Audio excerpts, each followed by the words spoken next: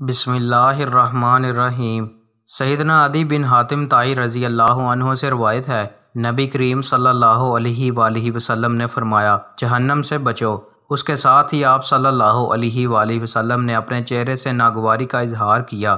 ہمیں یوں محسوس ہوا کہ گویا آپ صلی اللہ علیہ وآلہ وسلم اسے دیکھ رہے ہیں۔ پھر آپ صلی اللہ علیہ وآلہ وسلم نے فرمایا، جہنم سے بچنے کے اسباب پیدا کرو۔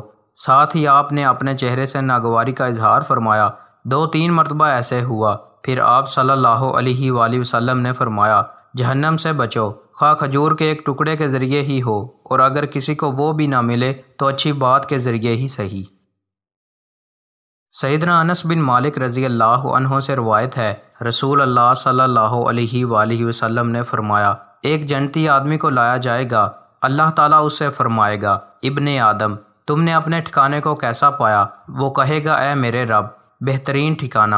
اللہ تعالیٰ کہے گا، مزید سوال کرو اور مزید تمنا کرو۔ وہ کہے گا، میں کوئی سوال نہیں کرتا اور میں کوئی تمنا نہیں کرتا، مگر یہ کہ تو مجھے دنیا میں واپس لٹا دے تاکہ میں 10 دفعہ تیرے راستے میں شہید ہو سکوں۔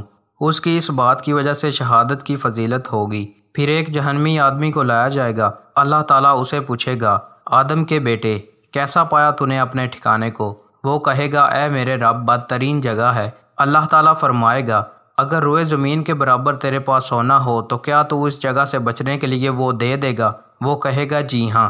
اللہ تعالیٰ فرمائے گا، تو جھوٹ بول رہا ہے، میں نے تو تجھ سے اس سے کم اور آسان بات کا مطالبہ کیا تھا، لیکن تو نے تو وہ بھی نہیں کیا تھا۔ پھر اسے جہنم کی طرف لٹا دیا جائے گا۔